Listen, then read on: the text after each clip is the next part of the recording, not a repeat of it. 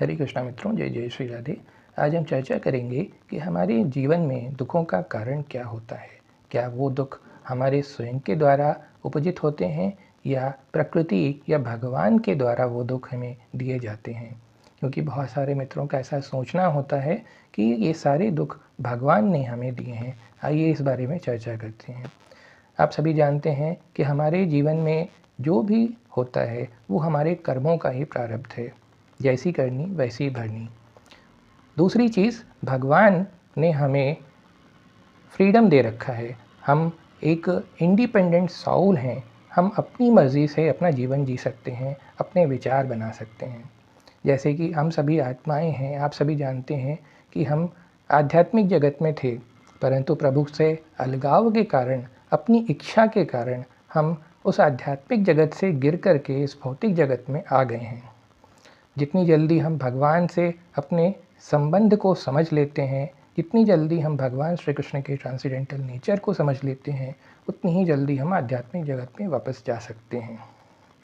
अतः हमारे जीवन में जो भी बुरी चीज़ें हैं, जो भी दुख हैं, वो हमारे द्वारा ही उत्पन्न हैं। वो भगवान के द्वारा उत्पन्न की हुई नहीं होती हैं।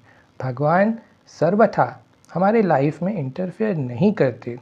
वो सबों के साथ न्यूट्रल रहते हैं, परंतु जो व्यक्ति भगवान का परम भक्त है वो हमेशा भगवान का परम मित्र होता है। आइए जानते हैं इस बारे में भगवान ने स्वयं भगवद गीता में क्या कहा है। अध्याय 13 के 22वें श्लोक में भगवान कहते हैं, पुरुषः प्रकृतिस्थो ही भुंगते प्रकृति जान गुणान कारणम गुण संगोस्य सद सद्यो निजन्मसु। अर्थात इस प्रकार भौतिक प्रकृति में जीवात्मा प्रकृति के तीनों गुणों का आनंद लेते हुए जीवन पद्धति का पालन करता है। ऐसा उस भौतिक प्रकृति के साथ उसके संबंध के कारण होता है।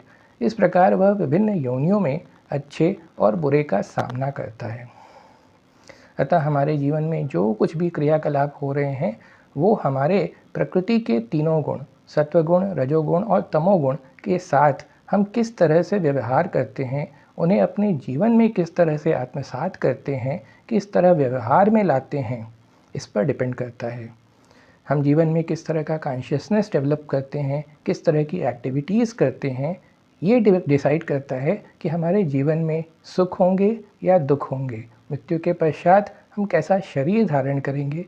ये सारा कुछ हमारी चेतना, हमारी सोच, कॉन्शियसनेस और कर्मों का परिणाम है। इसके लिए हम भगवान को दोषी नहीं ठहरा सकते। भगवान सदैव हमारे मित्र हैं। हरे कृष्ण।